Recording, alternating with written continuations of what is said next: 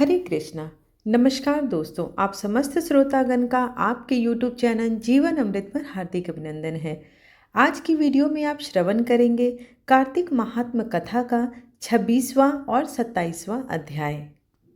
इसके पहले के संपूर्ण अध्याय को सुनने के लिए आप सबका बहुत बहुत आभार। तो चलिए आज की कथा का रसपान करते हैं। श्री कृष्ण बोले, उज्जैन नगरी में ब्राह्मण कर्म से रहित पाप युक्त कर्म वाला और अत्यंत दुष्ट बुद्धि धनेश्वर नाम का एक ब्राह्मण रहता था। वह रस, कंबल, चर्म आदि का वाणिज्य करके जीविका करता था और चोरी, वैश्यापन और सुरापान सदा करता था। उसका मन संताप युक्त रहता था।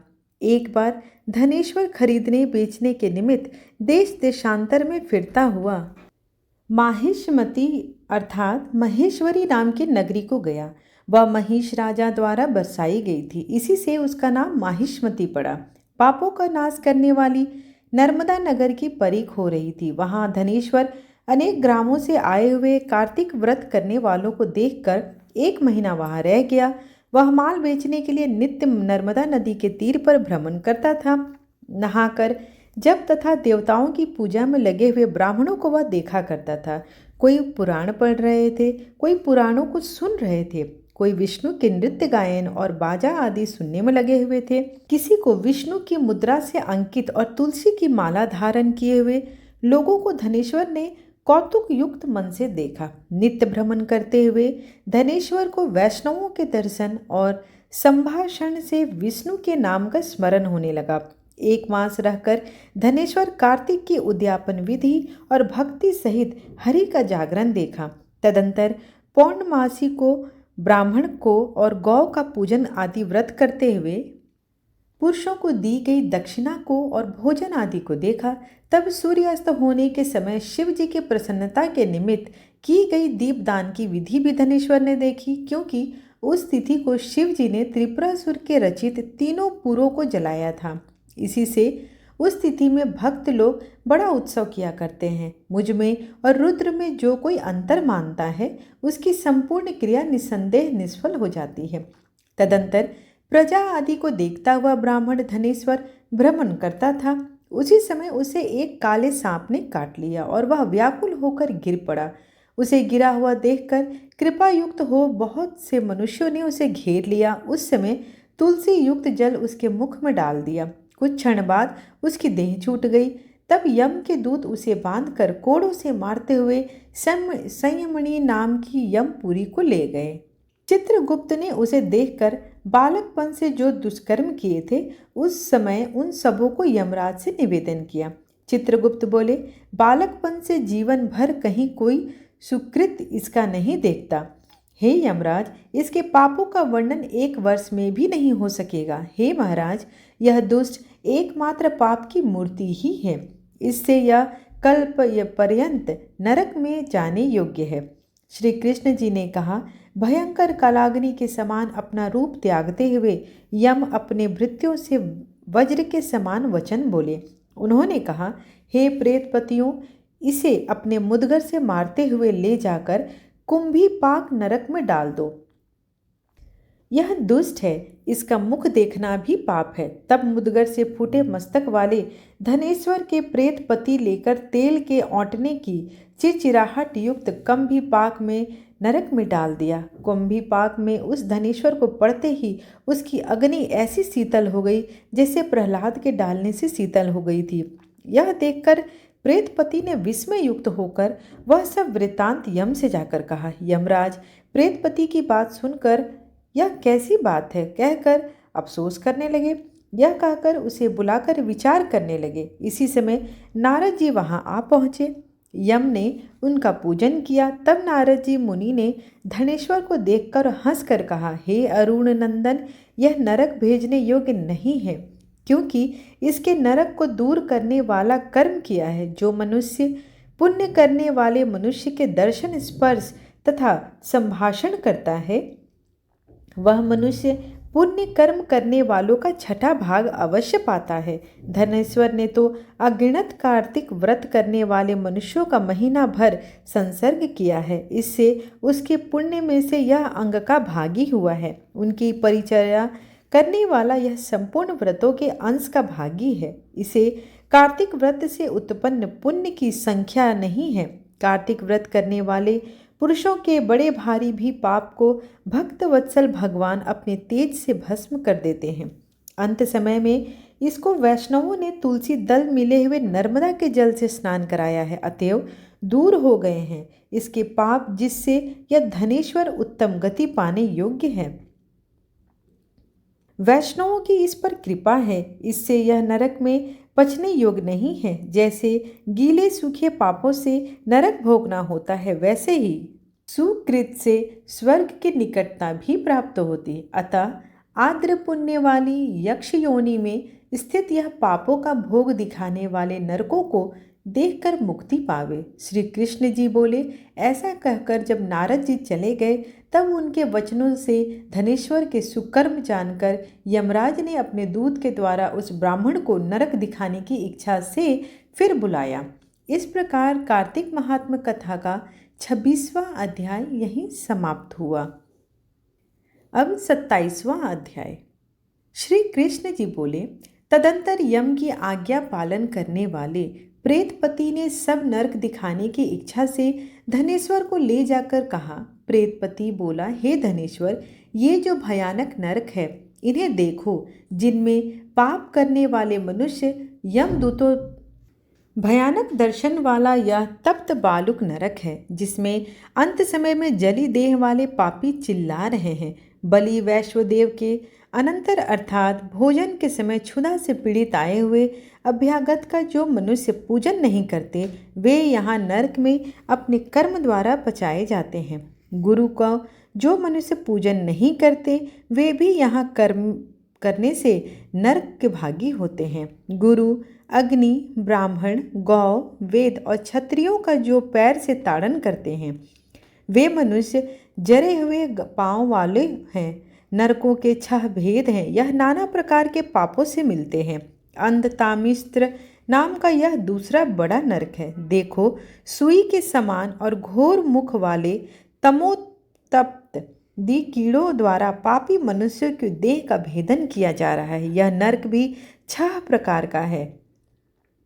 पराई मर्म के भेदन करने वाली पापी कुत्ते, गीध आदि पक्षियों द्वारा पचाए जाते हैं। तीसरा यह क्रकच नाम का घोर दर्शन कर नरक है, जिसमें पापी मनुष्य क्रकच अर्थात आर द्वारा चीरे जाते हैं। यह क्रकच नाम का नरक भी 80 पत्र पवन नादिक भेद से 6 प्रकार के हैं। इसमें जो मनुष्य स्त्री, पुरुष आदि का वियोग करा देते हैं, वे पचाए जाते हैं। जो प्यारी वस्तु तथा औरों से वियोग कराते हैं, वे मनुष्य भी इसमें पचाए जाते हैं।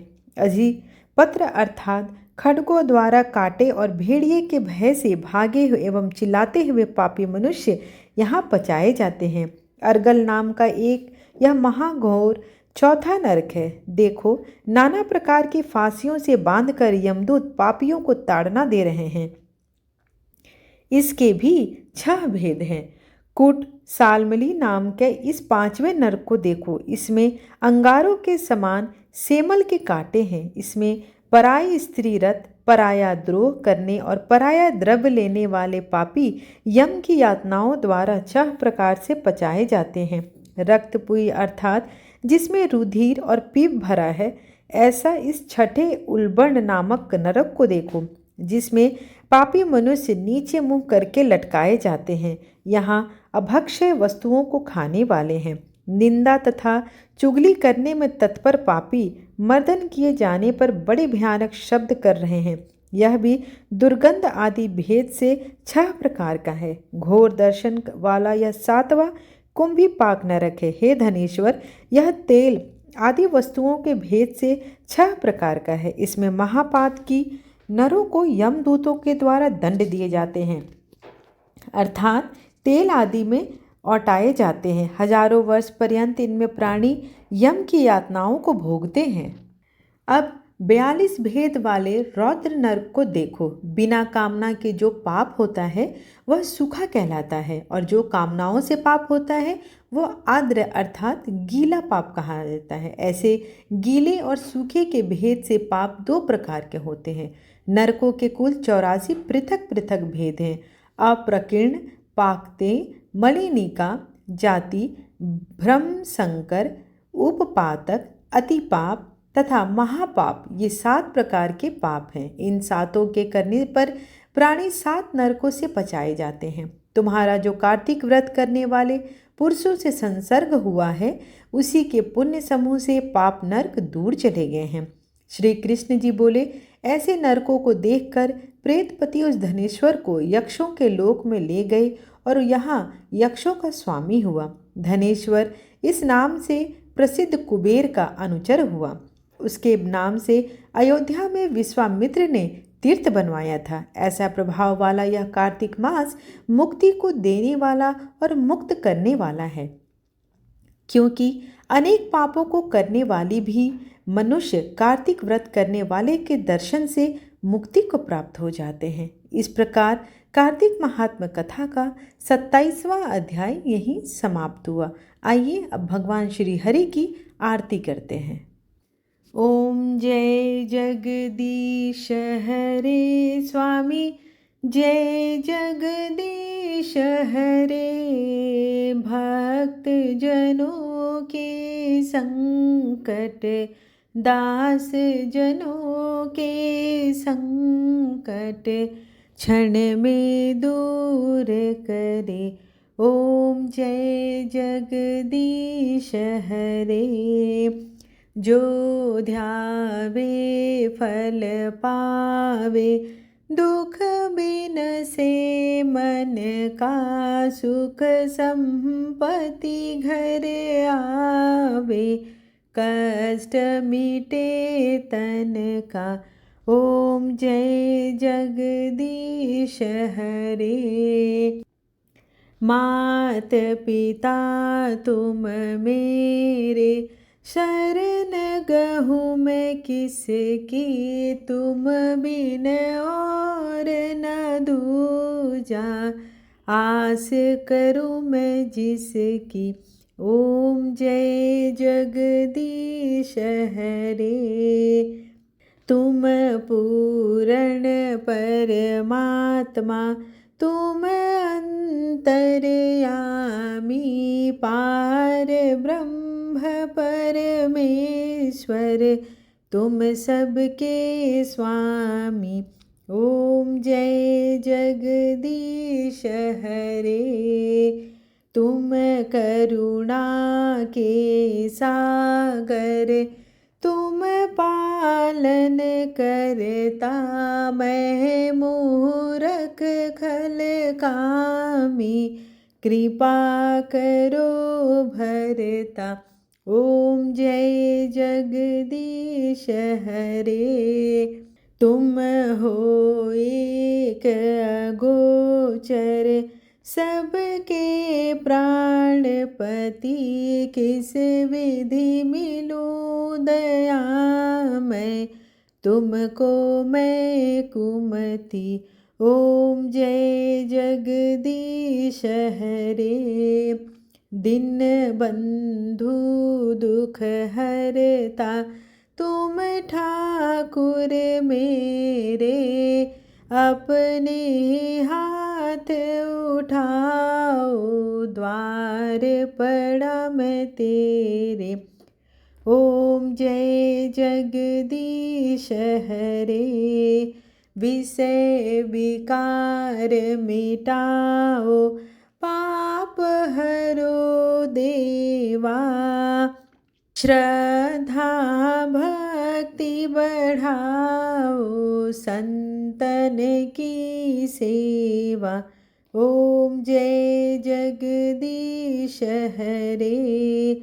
श्री जगदीश जी की आरती, जो कोई नर गावे, कहत शिवानंद स्वामी, सुख संपत्ति पावे।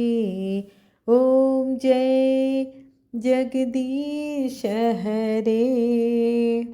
त्वमेव माता च पिता, त्वमेव बन्धु च सखा, त्वमेव त्वमेव विद्या द्रविडं त्वमेव त्वमेव सर्वं मम देव देव।